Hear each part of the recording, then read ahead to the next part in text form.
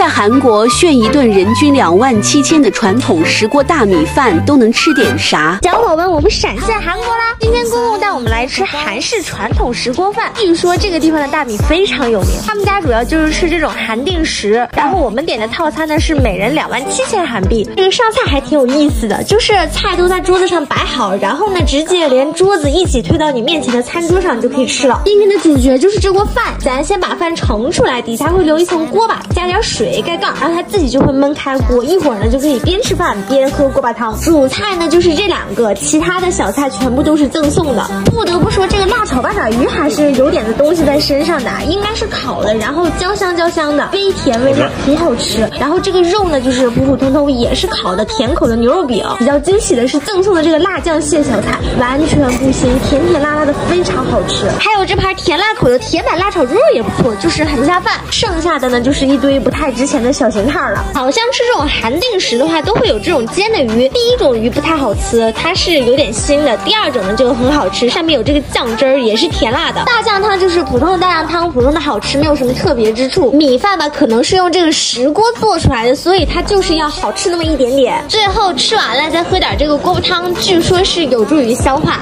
这些小菜都打没，除了酱蟹。